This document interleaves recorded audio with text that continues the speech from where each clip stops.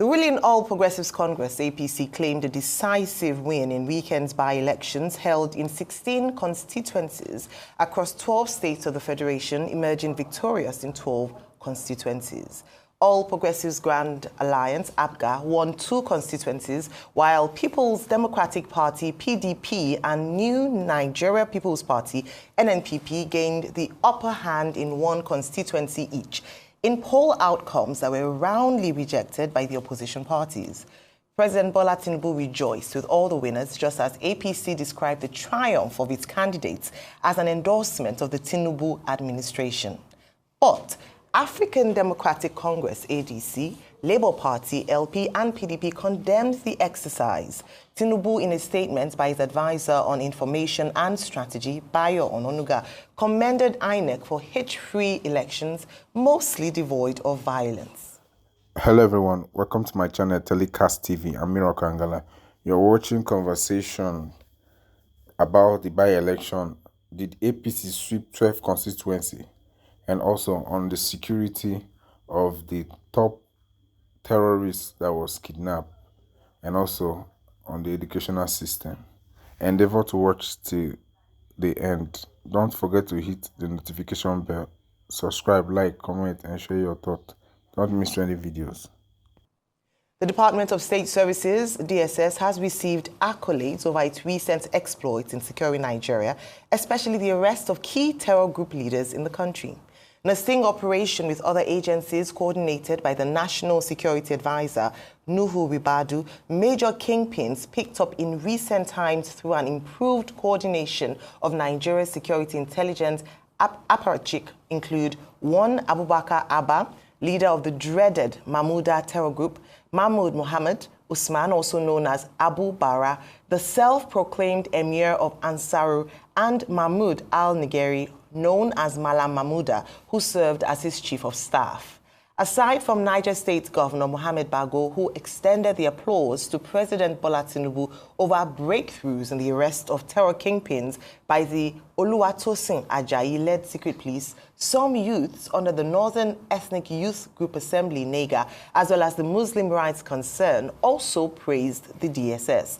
Analysts have hailed the improved intelligence gathering by the DSS and the leadership of the NSA, which has helped to put the terror groups on the back foot.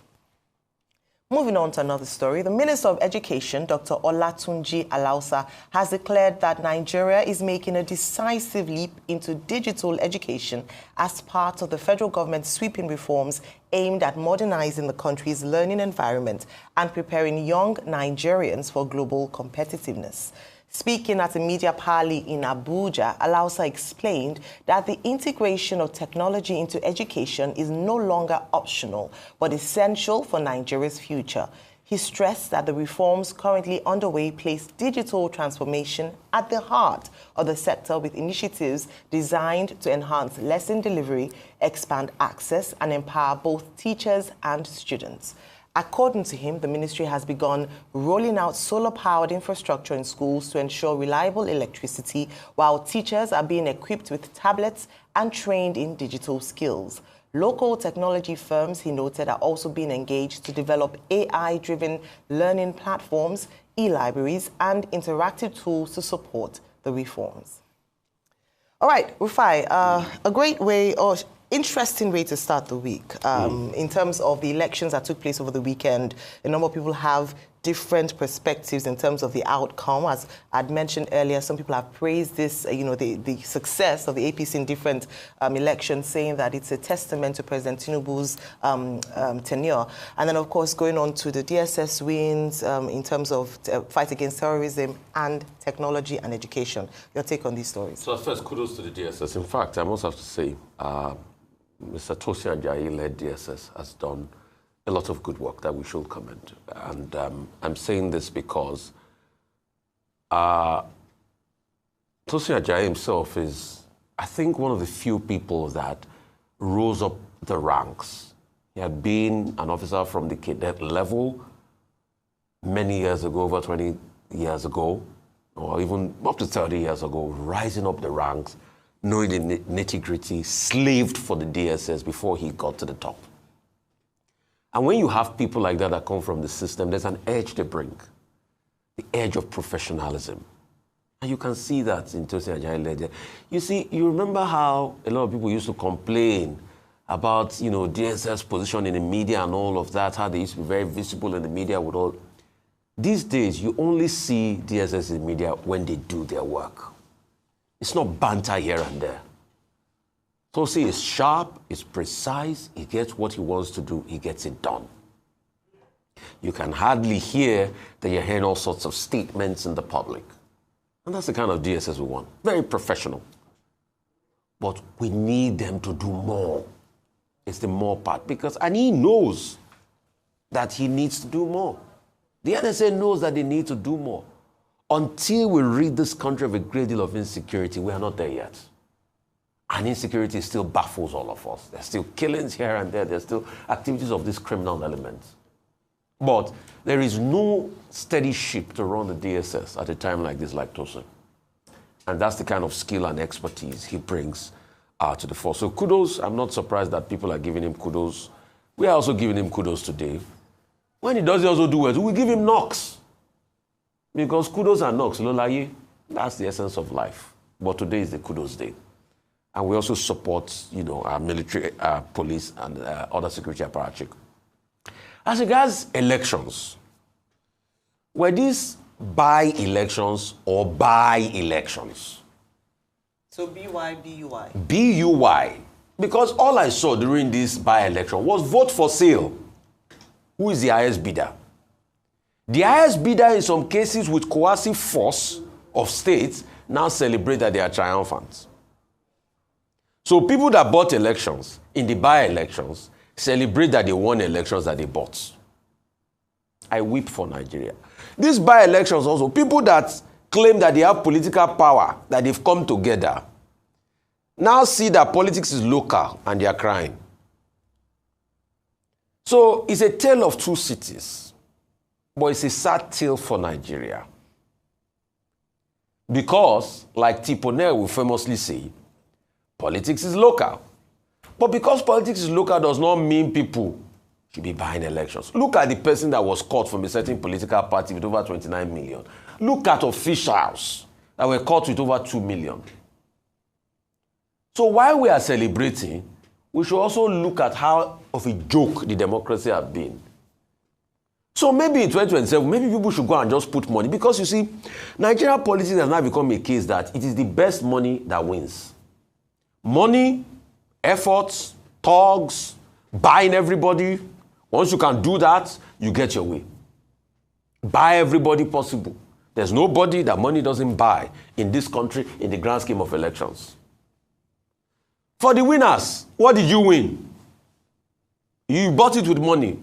Was it truly the reflective hope and aspiration people did have in you? Or it was because of your money? Why not we build a society that it is based on your works? People will vote for it. I know people that days before the election, they did road. The road that they didn't do all this while. If you see the way they completed the road, even if the road is a Amolumala road, they completed it. Maybe we should have elections more often. Oh my goodness. They completed road in a speed to be able to beg. So, this is a signpost. But kudos to the APC. They got 12 out of the seats. Okpebolo got a trouncing win over other parties. The senatorial candidate, Ikpea, that was vying for his own seat, they did well. He still maintained his stability there because that was a point to prove for him.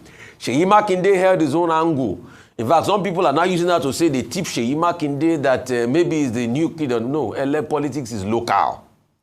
He also wanted to use to prove a point. APC 12 swept 12. APGA, Soludo too held his own turf with APGA. They consolidated.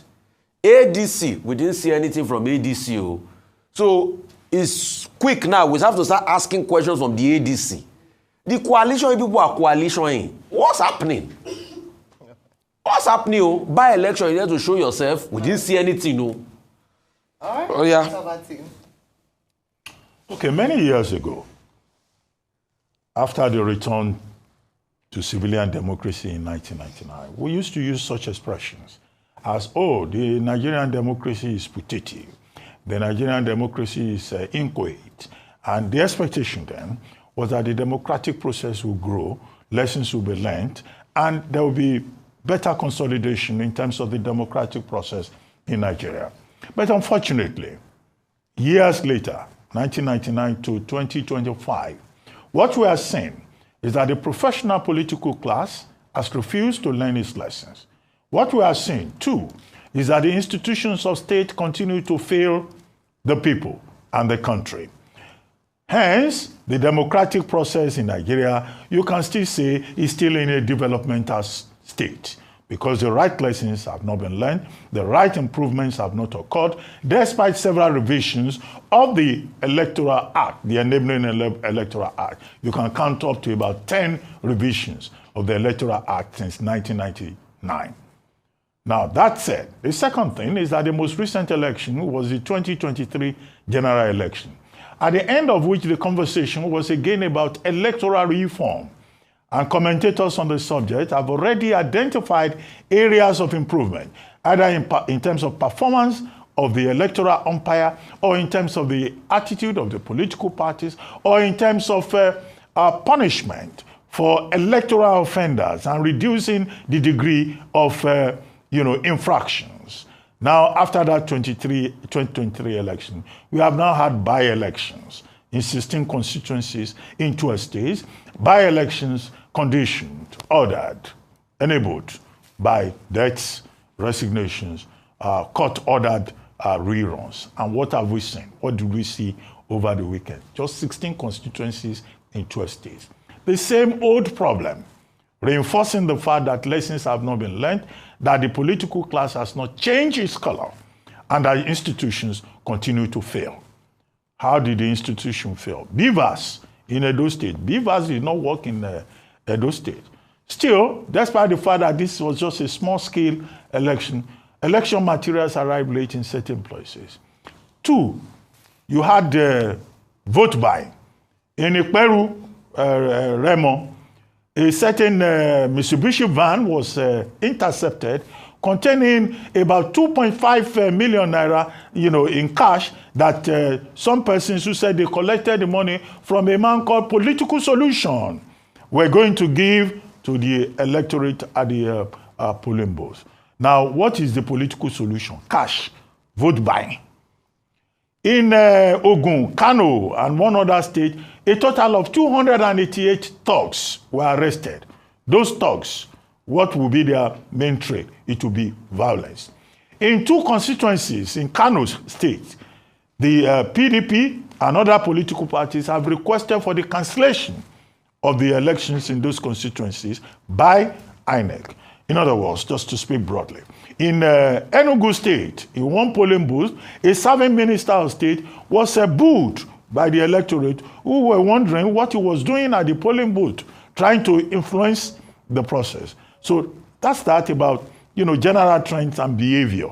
And that is why I think that these by-elections will have to remind us that INEC still has to do a lot more, and the imperative of electoral reform is non-negotiable. We need to take a second look at it, and we have to take it more seriously. And that reform must not come 2-3 weeks to the election. It must come. We could have had the opportunity to test some of those reforms. This beavers never works.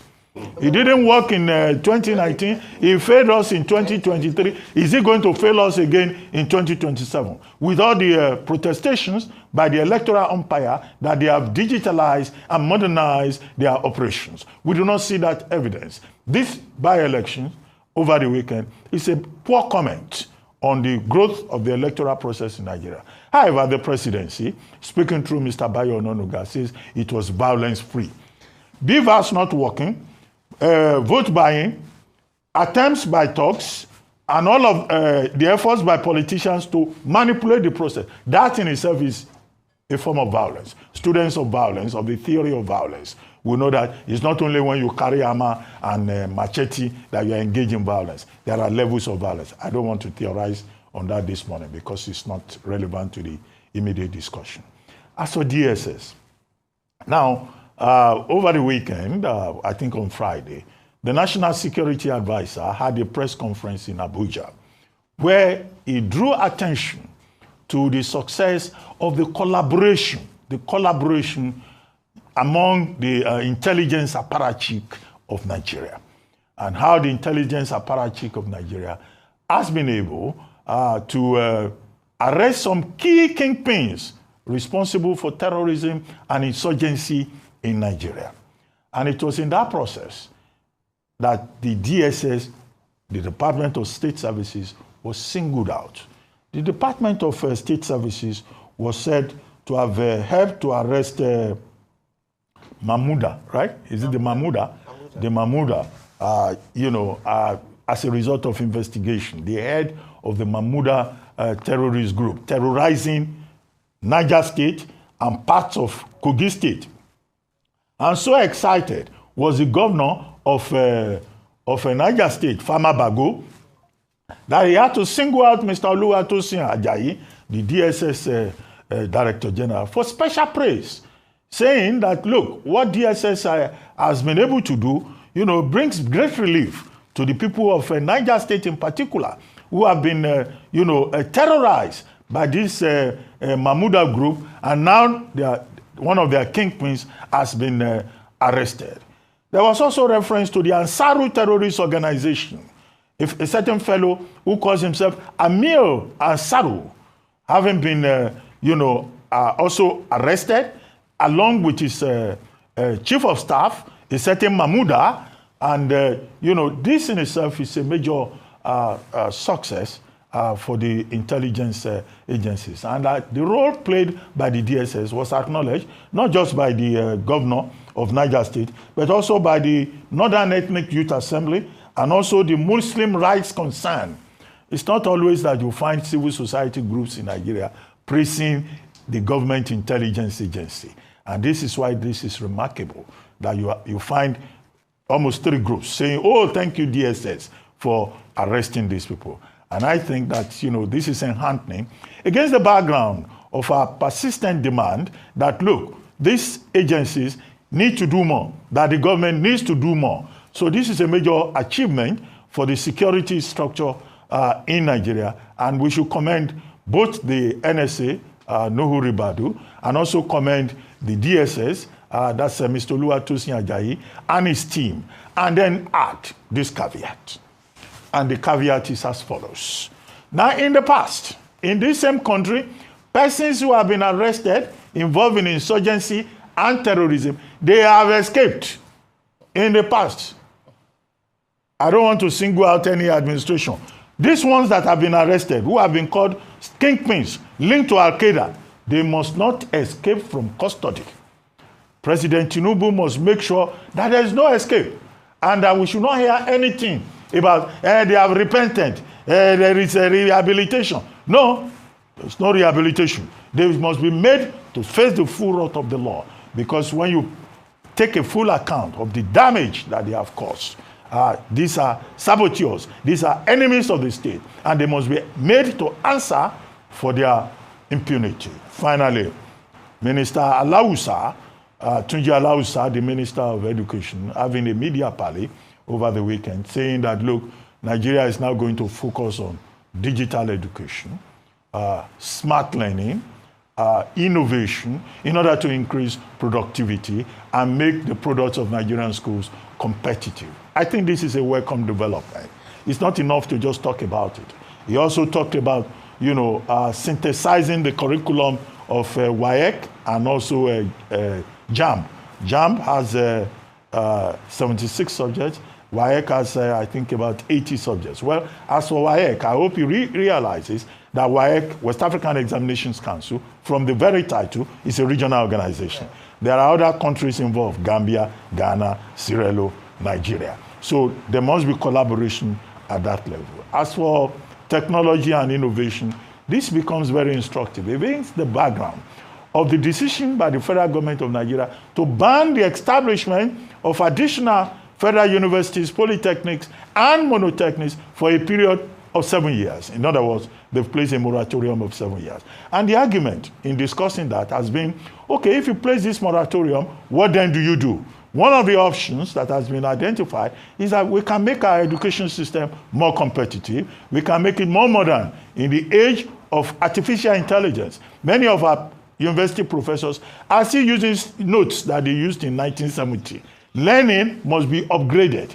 Learning must be at the competitive level and follow the global trend. And we hope that this will include a conscientious effort to develop capacity. Capacity not just in terms of infrastructure, but also in terms of manpower. Absolutely. Let me start from there, actually, because I'm quite excited. We talked about one of the biggest news over the weekend, if not the biggest news, which is with regards to the by-elections that happened over the weekend and the performance of INEC. Also touched on the security successes recorded by the National Security Advisor, the Office of the National Security Advisor, including the DSS. But very critical, even though it's almost like a silent story, but very important because it underlines or underpins a lot of the things that we talk about today, which is education. We almost would suggest a state of emergency in education in Nigeria. And to hear some of the reforms that the minister is introducing, it's important, as he himself said during the media parley, to hold government to account when it comes to some of these reforms and policies to ensure that they are followed through and that the amount of money that is allocated to that sector is spent judiciously. First of all, he talks about AI modernizing education.